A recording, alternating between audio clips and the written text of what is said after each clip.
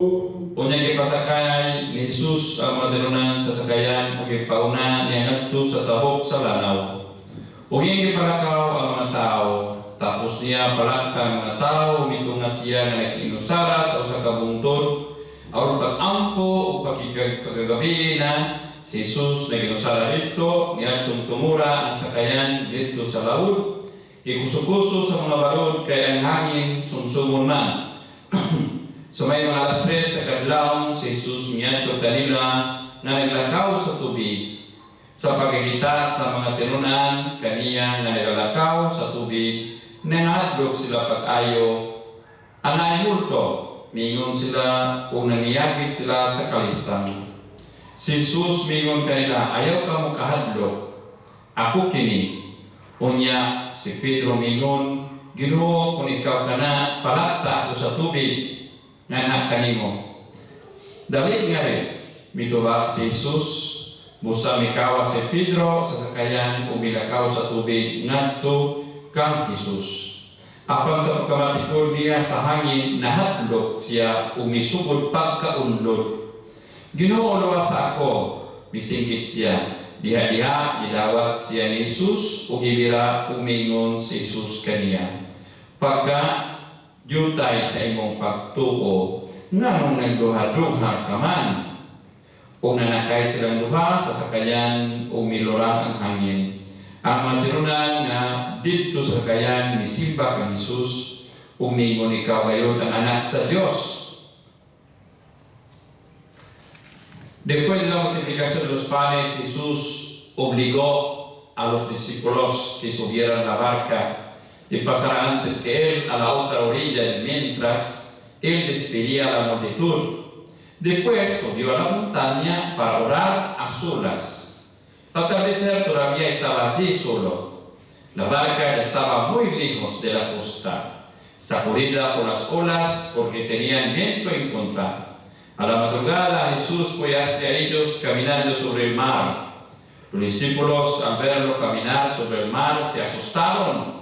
Es un fantasma, dijeron, y llenos de temor se pusieron a gritar.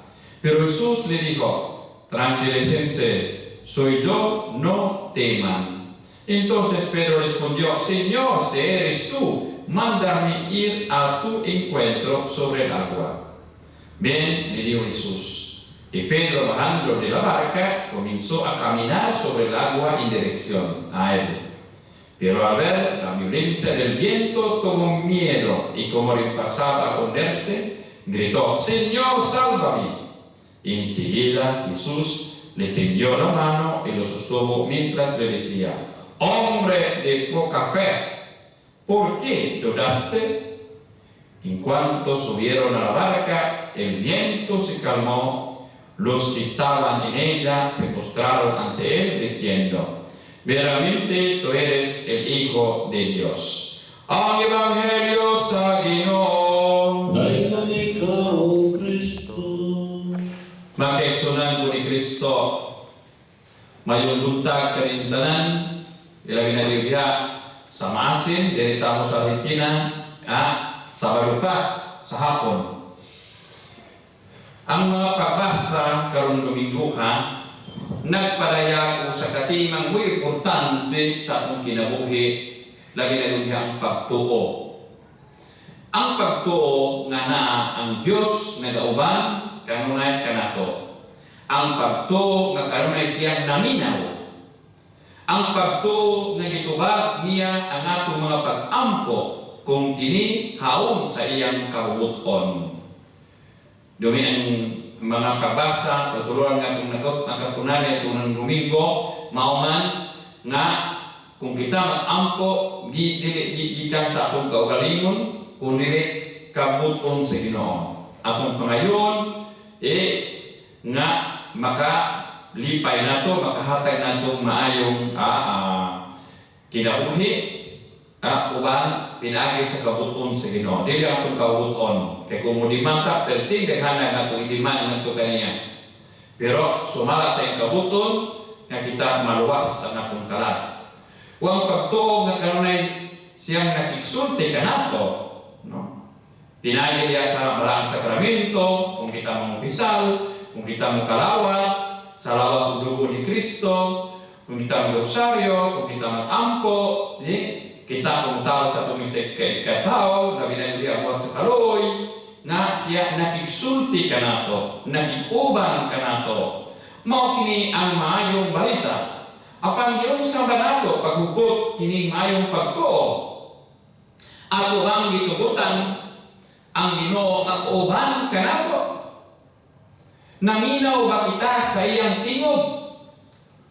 O basig magpareho ta sa first reading na Ginoo, asa ka na mo makit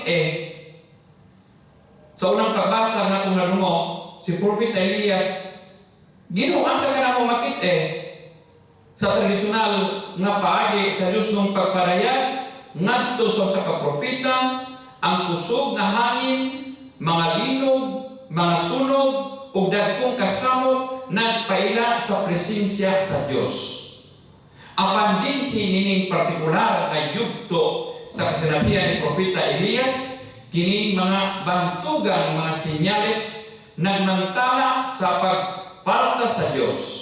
Hinunua ang Dios ana diha sa duha ka pinong panghunghong sa tigog sa kamarumong kuyokoy. Nga diha kita mulakaw musaka sa bukid bato sa kahumayan ato masinati ang kuyokoy sa hangin. No? Nagpasalamat ba sa Ginoo ning presyo nga hangin? Kung mato dapin sa baybayon, samtang naglakaw-lakaw ta, ato ning masinati, atong mabatian ang mga tingog sa balod. No? Makita nato, kung mahangad ka nato sa bukid, makita nato ang mga pangalod, mga yamog sa sayong buntag. Ang Ginoo naguban ka nato. Tinuod nagpahindong kining tudlingan sa kasanitian ni Moses sa panagtago sa Diyos sa bukid. Si Elias sama kang Moses, kinahanglan mo ba hinggikan sa sudad ang dapit sa pagkikasdang batok sa mga yutan kong gahom. Ngadto sa kamingawan, ang dapit sa mga bagong kahigayunan o pagsulay ngadto sa bukid sa panagtago sa Diyos. Kining panaw ngadto sa kagahapon, mausab ang panaw sa katawahan usa ka dula sa kahadlok o pagsaguhan sa pagpanglutos o sa posibilidad sa kamatayon, sa kakapoy, kagutom o kawalay paglaom, sa kasalanan o pagkasad-an o sa katapusan sa pagalima pinagi sa bagong pan o ilimnon ang presensya sa Dios diha sa kabukid di na sa katao makikita ng labing tinaw. Mao ni atong nalubog ang unod diha sa unang pagbasa sa mga hari. Karon atong mabasa pod mapabalandungan diha sa ebanghelyo, no? Ang ebanghelyo ng mga tinunan nangalisan pag-ayo sa pagkakita ni Jesus na naglakaw ibabaw sa tubig kay nagatuo man sila na nakita sila o sa kamulto. Apanahanaw ang ilang kalisan sa dihang nalubog nila ang iyong tingog na nagingon, ayaw kamo kahadlo, ako kini. Mao kini ang mga pulong na naghupay kanila, mausab kini ang mga pulong ang maghupay kanato karon. Lawaw sa tanan, mahupay kita tungod sa pagtuo ng Ginoo nagauban kanato. Busa usab kita mo sinapit sa kinabuhi nga naglakaw ba si Jesus. Ang pagtulunan sa unang kasulatan nila kanato sa pagmalandong unsa ba ang mga babag sa atong paglakaw uban ni Jesus. Sa diha nga nakita nila nga si Jesus naglakaw ibabaw sa tubig, tungod kay siya Diyos. Kita makalakaw ba ta? Ibabaw sa tubig? Unsa man mabag sa atong paglakaw uban ni Jesus. Ang isa-isa sa Ebanghelyo nagparehag sa unang babag, kahadlok. Busa ang Ginoo ayaw kang kahadlok. Kahadlok. Bisan asa ang kahadlok magapaundang o magapawala sa atong pagsalig sa kaugalingon ngadto sa uban o sa Ginoo. Si Pedro nakahimo sa unang higayon hangtod nga ang kahadlok migo kaniya. Mao nga si Jesus nagbalik-balik, ayaw kamo kahadlok, ako kini. Mao kini ang mga pulong nga nagkupay kanila. Mao usab kini ang mga pulong nga nagkupay kanato karon. Daghan kayo kitang mga multo sa kinabuhi. Pero sa mga apostoles, nahadlok sila kay inyo sa multo. Daghan tayong mga multo sa kinabuhi nga di kahadlukan. Doon na yung mga multo sa pinagi na ang mga kasinatian nga mao'y nahimong baba sa pagpadayon sa umaabot. Mga sakit nga panghitabo. Mapaaw ta. Tuloy pagsali kung sa may mahitabo sa kong kinabuhi. Kung matay ko, akong mga anak, kinsa may matiman. Kung matay ko, kinsa may matiman sa akong mga kayutaan. Akong negosyo, no? Natay mga kahadlok. Mga daghang kahadlok, hadlok mamatay. Hala paningkamot yun, hala, aron din yun matakdan, aron din mamatay. Kaya nagkaroon, di kabalita na daghang nangamatay sa COVID-19. Daghan ang mga ospital, collapse na ang mga ospital. Sa sa Buenos Aires, collapse na ang mga i-occupied na tanang mga hospitals. No? Mao na nga, nahadlok ta. Kaya basi mamatay ta, kung sudah ba yung kamatayon sa COVID-19, kay sa diha nga ikaw na-discover ka na kay positive ilain ka, hangtod ka, kaya wala ka kung naitambaw, no? Mao na, nangahadlog ta, mong sa may tabo sa kong kinabuhi. Pero mamino ka sa ayaw ka mo, ako kini. Mga sakit nga pangitabo, kapakyasan sa relasyon, o uban pang mangilad sa mga kasinatian. Daghan diha na di magminyo yun, nahadlok. Tungkol kayang nanay, tungkol kayang mga pagumangko, tungkol may mga kailang na nagbulag. Dili makapersevere sa ilang managtiayon, magbulag. No? Mao na nga, mahadlok, di magpakasal. Kaya basi mahimo itong ba para sa uban, no? Nakaanghaw kong relasyon sa kumbana, na basi di mi magmalapuso na nga kami nyoon, mag-away ni unya, bulagan ko, biyaan ko, kinsa may matiman, mau na nga, maayo man ang puyo-puyo, kaya kung bulagan, mangitag lain, palihod sa mga ubang mga artista niya, na puli-puli lang mga bana, puli-puli lang asawa, no? Tungod kay, di man na silang pakasal, daghan po kayo, di lang mga artista, uban. No, na po yung mga wise nga magpakasal dili sa Pilipinas, magpagawa sa laing nasod. Kay alaw man divorce. Dili sa Argentina, pero tingnan mao na nga di na mo di basta-basta pakasal kailangan na kay mga training, na kay mga catechism, no? Kay dili kay daghan mga kaminyoon nga invalid tungod sige kay mga social motives. Dili gud ang kinasingkasing nga gugma na himumay sa kusa. Mao na daghan niya nga madagang buwang, maulitang buwang ng hadlok. Daghan gud ang hindi magpakasal tungod kay nang hadlok nga mapakyas biyaan sa iyang asawa, bubugon, kulatahon siyang bana, mao na nga nang hadlok, no? Kulang sa pagtuo sa Ginoo. Ayaw ka mo kahadlok, ako kini. Sa diha nga ikaw magpakasal, matrimonyo, no?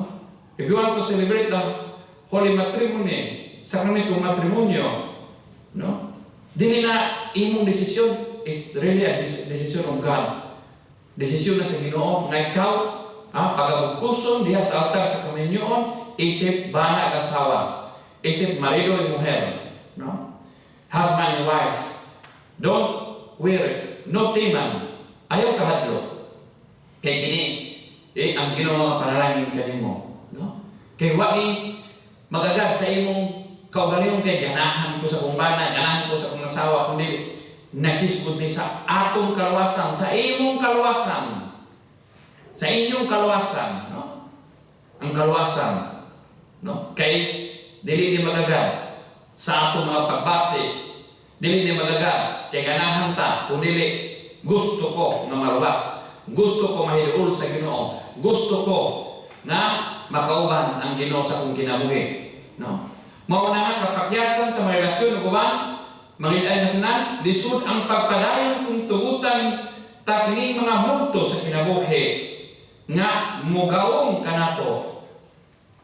Dili ning multo nga makita nimo mulakaw ka dito sa kamingawan, makita kag wakwa, makita kag ungo, no, matud pa sa uban sa mga pelikula, series, no, movies, no, nga tumang gabi mo gawas ka hakpekso, dakapan ka dapon sa wakwa o ubang ungo diha o ganyan nga mga disciples of devils, no, mga yawa man na sila, no, really existed, it can be soul, no, kondinado. Naay kalag na nakondinado. Tung kay pag-ampo, dili makapasay ko. Ngadto sa isang katao, naay kalag na nakondinado. Tung kay mga ginikanan na pamilya, wa mag-ampo niya, tinuod na. It can be, no? According to my study, when I studied exorcism, no? Naay mga kalag na nagwaras-waras diha sa mating kagabi, especially during the midnight, alas 3 sa kadlaw, mangita na sila, no? Wala na mga hadlok. Usahay yung nga pag-abutin mo sa balay na yung lolo naglingko nito sa akubangan sa imong balay. Mao nga hadlok ko si lolo. May bisita na ko, uban mahadlok, uban malipay kung kay bisita si lolo. Pero ang pasabot na si lolo manghadlok nimo na ngayon tatangi ang taong kuday. Wa na makamusimba, wa na makunin mo iampo, wa makunin mo bisitay sa sementeryo. Katong mga nangutang, nagbayran, labi na katong mga nangurakot, akala mga nangurakot, asus. Kung di na sa magbago sila ginabuhi, kanang gusto mo patay, kung gusto mag-abort, katong nag-abortion, katong naghimong mga nangawat, katong naglugos, kung di na sila maginunso sa mga sala, tagaan ka kung naghigayon sa Ginoo. Kung di sila may impyerno, no? Basta may nag-ampo nila, tagaan higayon sa Ginoo, mao na nga, di can be asul kondinado, ako nila yung talag. Mao na sila nga, mabitaw na nga, mong lakaw ka nga to sa iyong gabi, no? Samtang nila kagsubo, so, na ibampira o bambihan ng kwan, kana sila, really, victim soul, nangita na sila. Itong ilugo siguro na sila, ikawata na sila, nagipatay, mao na ngayon justisya. Mao na ang multuhon nila, ang mga huwes, multuhon nila, ang presidente, kaya wa man na yung makalusot. It can be. Because the mercy of God, kaluoy sa Ginoo, aron maluwasan sa katao. Napo na siya, pero naghatag na multo sa itong kinabuhi, nga nanghadlok ta. Ang Ginoo, naghatag na to, o mga pasalig, ayaw kayong kahadlok, ako kini. No? Ang katuhanong pagdaong, magpahinangno ka nato sa pagtanaw sa maabot uliha sa Ebanghelyo, ginapit kita sa pagbangon ko pagpadayon, paglakat inubanan sa akong pagtuo nga magauban ang Ginoo kanato. Paminawon ta ang iyang mga pulong, ayaw ka makahadlok, ako kini. Apan ang tingog sa Ginoo, wala lamang diha sa mga dagkong kasinatian. Sa kinabuhi anaw sa diha sa yano o inadadlaw ng mga paningkamot. Mao kana ang kasinatian ni Propeta Elias. Buot usab niya na maminaw sa tingog sa Ginoo. Apan wala kini niya mabati diha sa magusog na hangin. Sa linog sa kalayo, nabati ni Elias ang tingog sa Ginoo diha sa yano nga huyuhoy. Nabati ang Ginoo kanunay nga nagsulti kanato karon diha sa yano nga panghitabo sa atong kinabuhi matag adlaw. Kung adunay tao nga namati kanato panahon sa atong kalisdanan, kini tingog sa Ginoo. Kung adunay tao nga migahin sa iyang jutay abot aron pagtabang sa minahanglan, tingog kana sa Ginoo. Ug daghan pang mga yanong kasinatian diha sa atong kinabuhi. Diin ato mabati ang tingog sa Ginoo. Mao kini ang maghatag kanato paglaom tungod kay ang Dios kanunay nga naging-uban kanato. Makigsunan ko ni Kristo, ang Ginoo ra gayon ang atong dalampanan. Kining mga pandinya nato karon na hiauman, narati nato, nangahadlok ta, panik, uban diha, no? Hala, magtingog yung mga alkohol, pagkaon, sinapong bugas, kumod kay mahadlok lagi, magkapsa kay it can be collapse, no? Magkakos ni siya, no? Sa ikalawang pagbasa ni kanayon ni San Pablo ng pagkahimulat sa tao ikan sa Diyos, mao kayang sinugdan sa iyang kalaglagan. Buot sa Diyos nga mahiduol kita kaniya, kay kita tanan iyang mga kinigugma. Ang kasinatian ni Pedro sa paglakaw ibabaw sa tubig ato usab nga kasinatian. Makalakad kita nga malampuson kung atong itutok kanunay ang mga mata sa atong kasing-kasing ngadto kang Hesus. Apag kung natong ibagi na natong pagtanaw ngadto sa mga makusog na hangin sa kinabuhi, maunlod kita. Mauning nahitawo ni Pedro. Sa diha na siya, ang Ginoo, nakibalo siya, ang Mesiyas. Tungod kay tuhokon man si Ginoo. Mao nga, may gawas kay dayon siya dito sa sakayan o ni lakaw. In the first place, nakalakaw siya. Pero nga naunlod man siya. Sa diha na siya, nagkaniyang mga mata, nagtanaw man ito sa Ginoo. Pero diha sa iyang paglakaw, mao ni because of the consequence of the original sin, inclination, lamig diha ang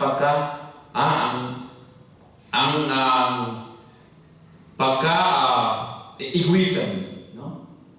Nga tanaw ka sa akong kugalingon. Kulang ka sa pagsagad ito sa Ginoo. Ako niya, proud kayo ni. Ako na gud ni.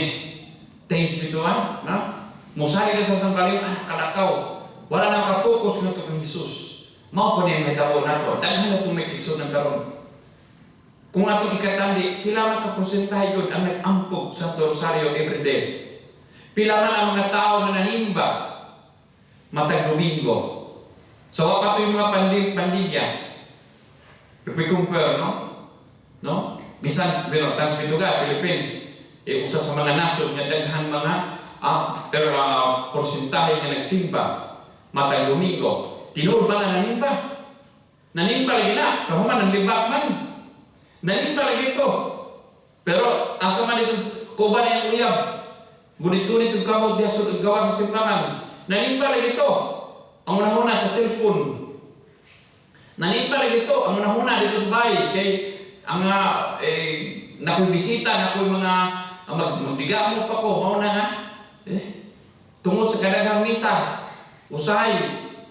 Paspas ang pare magmisa. Tungod lagi kay daghan ang manimba. Kulang pulog pare. Mauna.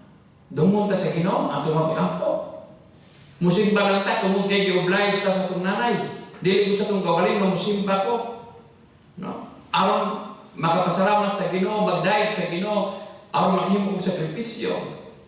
Aside from attend the Holy Mass during Sunday, nagsakripisyo ta.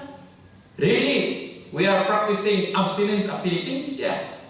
Diya sa atong pagpenitensya, with the devotees of most precious blood of Jesus, ang mga devotos naghimo sa mga penitensya, the month of July, how many hours for prayer and reparation? Pero sa mga devotos lang, ang uban, nga mo ang sila maghimo reparation, nga mo ang sila mag-fasting abstinence during Friday. Kalagaran niya, kinuan sa kanayag dura man nga, di ta mga unong baboy. How many Filipinos, how many Catholics did not practice fasting abstinence during Friday? Pila nga din magsakripisyo. Pila ang mga Katoliko nga din mag-adore. No? We have 24 hours. What? You have no more time? Mabitang mawang si Magic pag-close na lang Adoration Chapel. Kay walay mag-adore. Mau ni kapayat na to. Unya, moreklamo ta, ang Ginoong tabang na to. Ang Ginoo mo'y nangita na to. Dili kay siya. Kaya kita nangita sa Ginoo sa kasa. Siya mismo nangita ka na to. Ang kita mahidoon na to kaniya. Bien, come. Sumala si Pedro. Si Pedro, milakaw dayo, apan diha na sinati niyang makusog na hangin sa kinabuhi, naunlod siya. Mao po ni. Kaya diya, sa mga pagkuso-kuso, mga pagsuway, na mga sakit, na mamatay, na mga trabaho, na masunog, na maguba ang bahay, tungkol lagi sa linog, uban pa sa mga bagyo. Ngayon, what is God? Ngayon na, asa makaginoo? Ganong gibiyaan man ko, mao na manduod, di na mo simba. Magsiraro sa bahay, mao na halinaw, bumalik lang relihiyon, Iglesia ni Cristo, walang born again, uban pang mga Protestant, na di mo tula sa akong mga Virgin Maria, mangluod.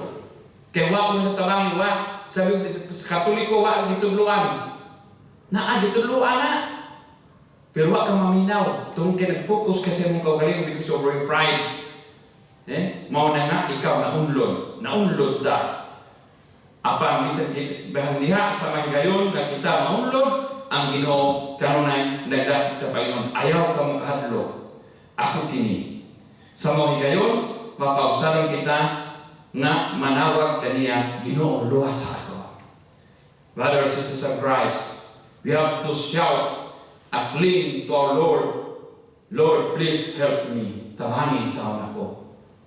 Mao din giulap sa Ginoo. Then, pag yung katabangin taon, ayaw na pag-adto sa mga albularyo, ayaw na pag-adto man to sa mga manghimaat ni mong kamot. Ayaw na si taya sa masyaw kay sa mga uban diha, mga bisyo ni mo, kay basig sikratihon ka. No. You have to focus your spirituality with your personal relationship with God. Diha sa imong dalan sa pagkasantos. Tabangin taon ako. Entrust to Him.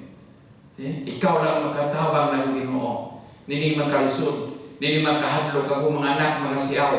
Akong bana, sige palahubog. Akong anak, no, nagpuyo-puyo. O di sila magpakasal. Akong mga apo, no, maka-moderno na. No? Ningunay na nga, panahon pa man na. Sa mga karaan, karon mga modern na.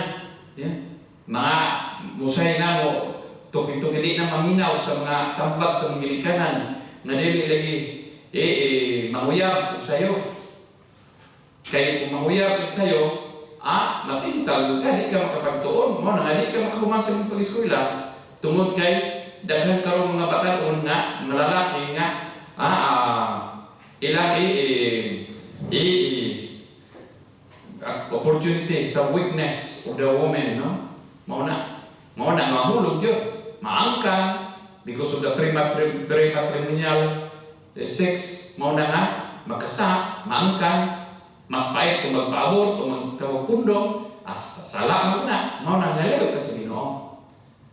Magkiksunan ko, kung kita mayong Ginoo, luwas ako, hukta ka kanunay, kining maong pagtuo. Ginoo Jesus, ubali kami kanunay, kaya wala kami mahimo kung wala ikaw. Uban sa padabang sa tumala Virgin Maria, nga nagtabang ka na to, nung tatabangan ka kanunay, diha sa atong kadawaglaw ng mga buluhaton, diha sa akong pagday, pagalagad nito sa Ginoo. Itabangan ka sa suning panarang na mutabang ka na to. Tuwa kayo